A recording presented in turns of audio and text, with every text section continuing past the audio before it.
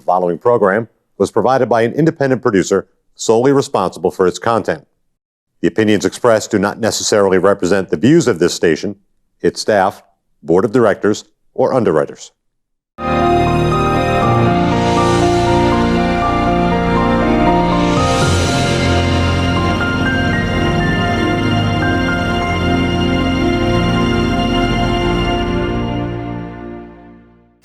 Hello and welcome to The People's View. My name is David Schoneman. I'm your host on this episode. I'm sitting in once again for Carl Seidel, who normally hosts this show. On People's View, we take a look at issues that are happening in and around Nashua and the state, sometimes on national level, and we look at them from a viewpoint that we call the People's View, which is, I think, much like you would have if you were sitting around the kitchen table talking about issues that are going on. So today we've got some state issues we're going to talk about. And with me in the studio to help me discuss some of these issues is Don LeBrun. Don, welcome. Glad to have you here. Thank you. My pleasure. And you were state rep for a couple terms. Yep. And you were an alderman here in Nashua. An alderman also, yes. So you've got a lot of perspective on what's going on in the city and what's going on in the state. I think so. There are a number of things that are happening in the state, even though here we are in holiday season, things are still happening up in Concord or they're reported on, and there's a lot of things that kind of go on even when nobody's there, let's say, a lot of discussions. A couple of issues that have come up that I think are very important that people at home would be concerned about if they knew about them. We want to make sure that they know about them. One is this federal funding for education for the state of New Hampshire. We've got public schools. Right. There's two broad categories of schools, public and private. Public and private, right. Charter schools. Charter schools. Within the realm of public schools, we have the mainstream, what I call factory schools, one-size-fits-all kind of approach, like we have here in Nashua, the Nashua School District. And we have the charter schools, both public, but two separate tracks. Right. And as we know, you've been around government for a while. I didn't really know about it until I got involved as an alderman. I began to see what's really going on in education. And we understand how much money is being spent and what the results are. And many times the results don't match up with the amount of money that's being spent. We certainly see that. And occasionally, there are some bright spots in the story, though. And one of the bright spots here in New Hampshire is charter school performance. That's right. And the charter school performance has been noticed by the federal government, and they make funds available for states that are doing particularly well. Right. They make funds for replication and expansion of charter schools. So it's not a remedial fund. Oh, you guys aren't doing so good. Let's add some more money. No, it's you've done well. You've done well. That's let's capitalize on this and do something more. Try to expand the sphere and maybe expand some of the influence so that other schools can benefit from what you, in this case, the charter schools, have learned. Right. So the federal government saw good results in New Hampshire. And what did they do as a result of that? Throughout the country. I mean, it was for charter schools throughout the country. But the grant to New Hampshire was $46 million over a 5-year period. That's a lot of money, especially for a small state. Yes. And for us to have earned that, I think that's remarkable. It is. And of course, right here in Nashua, we have two very good charter schools. You're involved in the Micro Society Academy. Right. You're on the board there? I'm on the board at Micro Society, yes. Which is an elementary school. Yes. And then we also have the Academy for Science and Design, a middle school and high school primarily that's over on... Which is number one. Number one, right. And has been number one for, I don't know, 4 or 5 years, I guess. Number one in the state. Yeah. Not just among charter schools, but number one public schools. Public school, that's right. Which, of course, gives a very high ranking in the entire country. As is Micro Society Academy, very highly ranked in the entire country. So the federal government saw these successes, and particularly here in Nashua, and they channeled $46 million towards New Hampshire for the further development of public education. That's right. Hopefully that some of the ideas that are developed in charter schools have more charter schools, with the idea that some of these ideas can kind of spill over into the regular public schools, where, in contrast, we spend way more money and get much lower results. Just so folks at home understand, the Nashua Public Schools as a district are ranked in the bottom third in the state. That's right. So we've got the charter high school. I think the highest ranking public school in New Hampshire is 84th or something. In Nashua?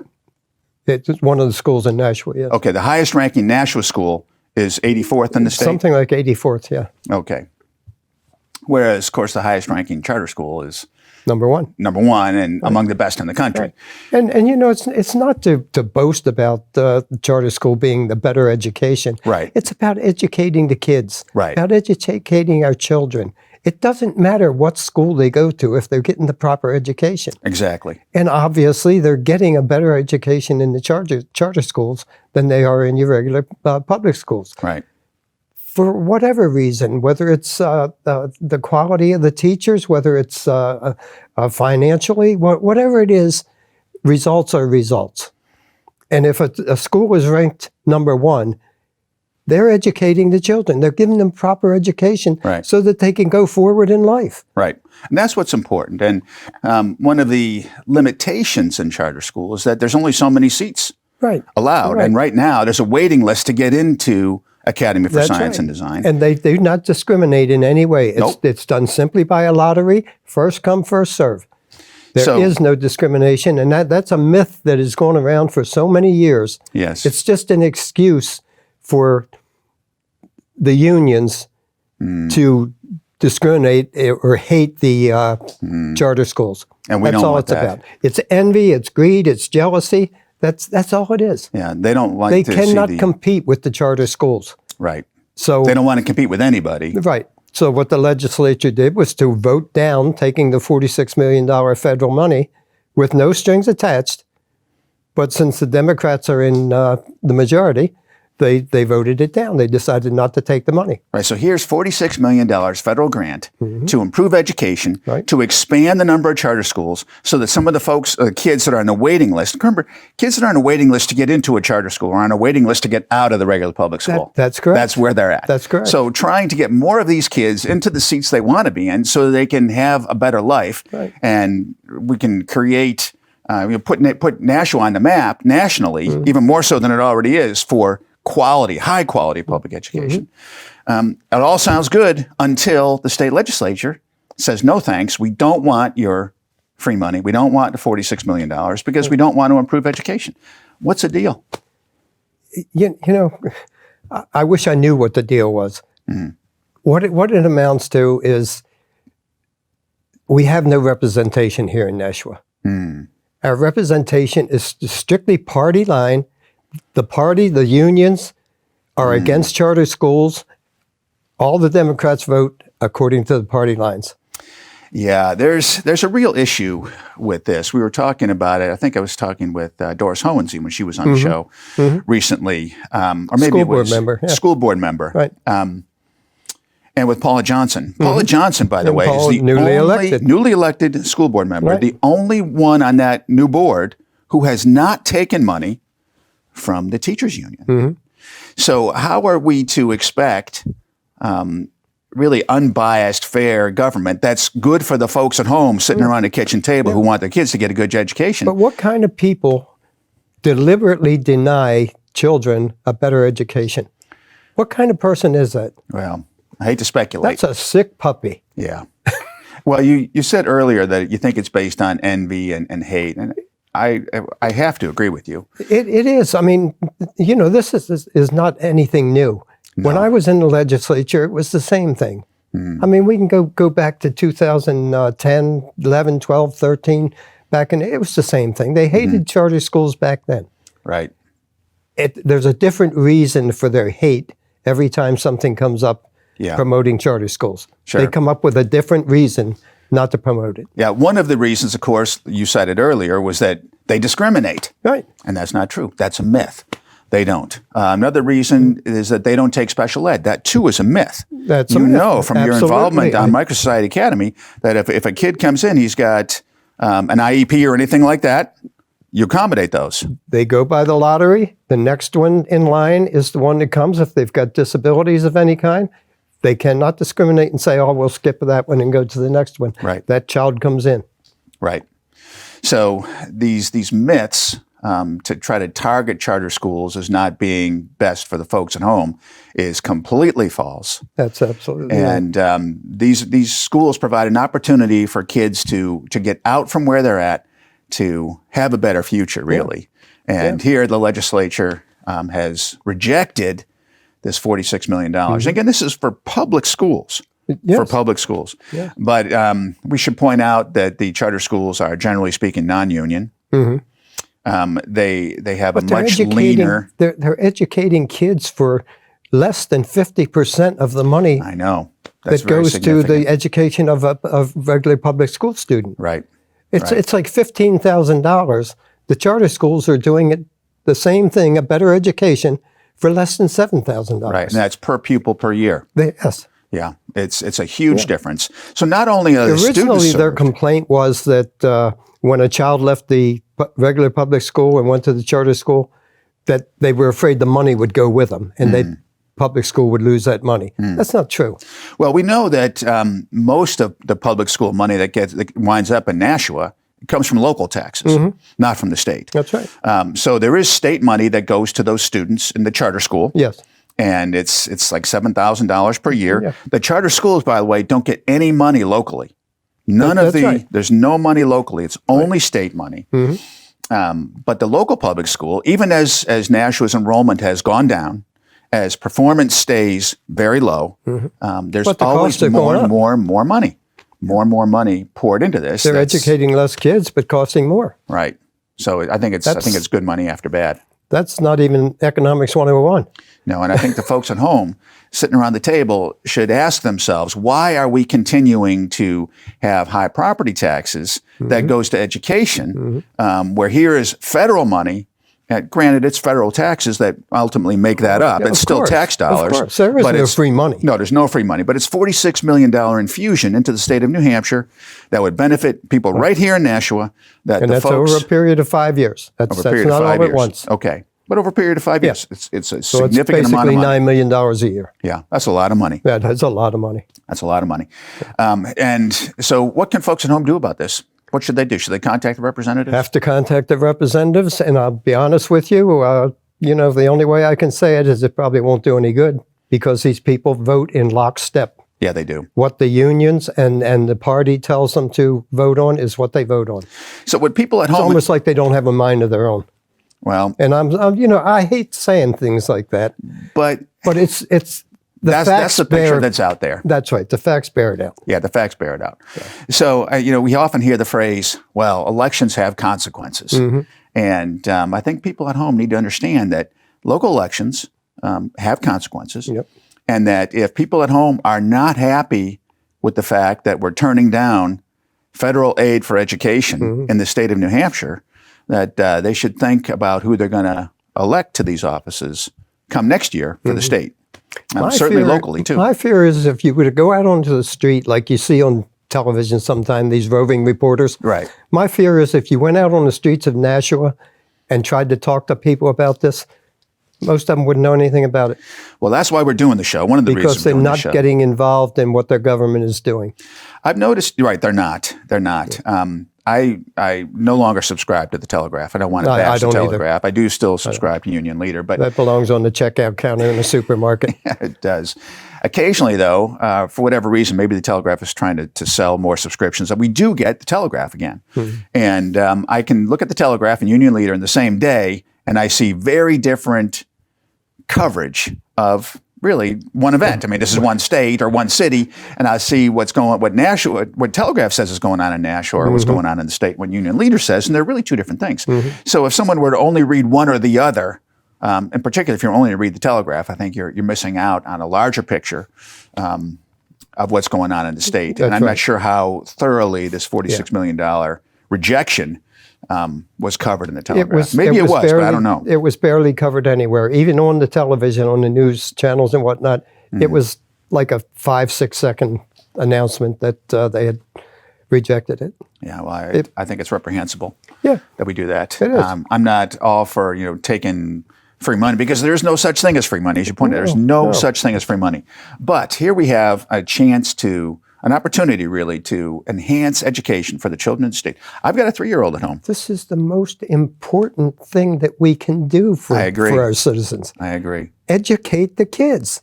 And certainly here in Nashua, for our local budget, it's half of our local expenditure every year. Half. Yeah. And when you see the money that goes into it and you see the poor quality of the results, and you see the kinds of things that are being pushed in the school system, here's this money coming in to provide a good alternative, and it's rejected, I think is bad. Folks at home should know about it. I'm not an expert on why the public schools are not performing as well as we think they should, or not performing on an equal basis. But, what can it be? It can be administration. It can be unions representing maintenance people. It can be the teachers' unions. It could be a combination of all. Nevertheless, the facts are there. They're not performing up to par. Well, I think it's good to take a look at and try to understand what the cause would be. And I will tell you, from my time as an alderman, and from my time on the show, I have another show here too called Perspectives that I host, and I've had some charter school folks come in. When I've spoken with people from the charter school, their focus 100% is on education. Yes. If there's any talk about funding, it's a recognition that they have to do a lot with a little because they get a lot less. Yes. And they would like a little more. They could use a little more. They would leverage that very wisely if they had a little more. But their focus is on education. In contrast, when I've heard people who, from the public schools, regular public schools, speaking at the microphone in budget meetings or hearings or whatnot, or contract negotiation times, it's not about education. No. It's always about money. It's always about money. Only about money. Yeah. And Money grabbers. I think that there's two different tracks. I'm not saying every single teacher is that way. I don't think that every teacher is represented by the union president, for instance. I know for a fact that that's not the case. But I know that also. When I hear from the people that come out and speak on behalf of this teacher body, they're talking only about money. And their focus is not on education. And I think that's the prime difference. The charter schools are focused on education. They're focused, really, truly focused on children. And I think the regular public schools pay lip service to a focus on children and to focus on education. The real focus is on money. So folks at home need to understand that. And I think that they do. I think there's too much extracurricular activities also. Well, that's expensive stuff. There's a lot of expense in football programs, baseball programs, basketball, all sorts of programs that some of that money goes into. Yeah. It's got to be more proportional to the importance of the program. Right. Education has got to be the main. Reading, writing, and math. The main part of their budget. Yeah, I agree completely. Reading, writing, and math. Absolutely. Now let's talk a little bit about how or why folks at home maybe don't know. There's another piece of legislation that's making its way through Concord, sponsored by one of our own Nashua delegation, that has to do with right to know. A lot of times citizens will only know what's going on behind in the hallowed halls of government if they file a right to know request. And it's surprising, people are surprised by what they can find out. And that's something that we should all be able to do. Something we should all be able to do. Yeah. Because we do have a right to know how our money's being spent. That's right. I will note that the phrase that we use, while it's not enshrined in the Constitution, the phrase is right to know. Right. It's not privilege to know. It's not pay to know. It's right to know. And so the folks at home who are paying this money have a right to know how it's being spent. Sure. And from time to time, a citizen asks a question in public maybe, or in an email or something, and invariably, I would say, well, more often than not, let's say that, more often than not, particularly depending on what the issue might pertain to, they're met with stonewalling, right? A delay, or, well, we don't want to talk about that, or that's a matter that, we're not going to discuss here. We do that in closed session, or whatever, any kind of excuse that there might be. So since that person doesn't get an answer, they file a right to know request, and then more pushback, but ultimately some information does begin to come out. And the information that comes out is eye-opening. It usually paints a picture of a much worse situation than the person ever visualized or imagined when they first asked the innocent question. Yeah, because they're only getting the surface of it before they file the right to know, and they're getting the details from that. Right, and that particularly happened here in Nashua with regard to the assessing department. Right. We know that Lori Ortolano, Mrs. Ortolano, who I've had on the show before, has done an excellent job, I think, on behalf of taxpayers here. She's dug in to find things. She had a question about her own, a simple question about her own assessment on her own Originally, it was based only on her own. Right. That's it. She just wanted to know. Pick up the phone. Hey, I got a question. Yeah. She's met with resistance. She says, well, when I met with resistance, that's a bit of an answer right there. Yeah. What's being covered up here? Right. So she starts filing right to knows, which of course is her right. Mm-hmm. And it's amazing what she has found out. And it's resulted in police investigations, all kinds of personnel stuff, right. Filings with the state. Right. Essentially, there are some major, major problems with the assessing department here in the city and with how people's homes are assessed. And people have felt the brunt of that. And basically, it hasn't been rectified. Has not been rectified. They've reorganized a little bit, but it's really just a mask over the real problem. It really is. Now, I understand that the mayor has allocated some funds to hire a professional chief assessor, which I think the city certainly needs. Yeah. But one of the things that enabled us, one of the tools that enabled Lori and the rest of us to find out so much about what was going on was this right to know. Right. And as a result of this and some of the complaints that the city mayor's administration has been voicing, you see that in the paper, one of our local legislators has filed some new legislation, proposed some new legislation in Concord that will Representative Ward 1. Yeah, Representative Ward 1, that will require that someone who wants to file this right to know request must pay for it. And not just pay for the piece of paper, but pay the hourly. Now you pay for the paper. They can charge you for the copies. They already charge you for the copy. Now they want to charge you for the man hours. Yeah. And my guess is that in a system like the city, which again, there's no competition, how long do you think it's going to take? It's a means to discourage. And I think it's going to take a long time for someone to process what might be a simple request. So this, I think, is very dangerous for the people at home. It is. And I'm hoping that even some of the majority, the Democrat majority, of course, Representative Schmidt is a Democrat in Ward 1. She's the one who's sponsoring this. I'm hoping that others will see how contrary this is to good democratic government, where we are government of the people, by the people, for the people. That's theoretically what we are. That's what Abraham Lincoln said. And that's what we are to be. But we represent no taxes and as few fees as possible. Right, exactly. This is another fee. Right. It's not a tax, but it's a fee. It's a fee, and I think you hit the nail on the head when you say it's meant to discourage. Yes. It's like they want the answer. They want to give the no answer to the person who asked the question. Say, well, you can if you want to, but it's going to cost you. Right. And it's not about open government. It's certainly not about transparency. And once you implement a cost, it only goes up from there. It only goes up. It never goes down, never goes away. I've not heard the mayor comment on this. I do know from what I've seen in the paper that he, along with Ms. Kleiner, complain about how much time these right-to-know requests require. Well, again, this is time required to look into a problem that's been festering for a very long time. So I think it's good for the folks to know, and I don't care that it takes them a lot of time. I don't think it takes them as much time. I think it's an exaggeration, frankly. But like you said, they can drag it out since they're being paid for it. Right. You have to pay for it. They can drag it out as long as they want. And I think they're dragging it out to make the point, and then they want to drag it out later if this law goes into effect. Right. But the mayor has spoken many times, certainly when he was running the first time, about the importance of transparency in government. And I would hope that he would reconsider his position and say that in the interest of transparency, I, the mayor, do not support this legislation.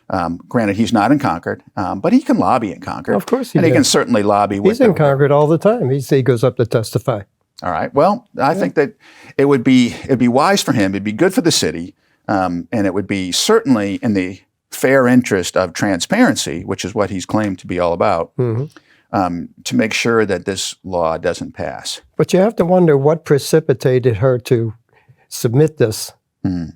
Good question. She's an alderman also. Yes. Alderwoman. Yes. So, did the mayor have an input there? Right. That's what we don't know.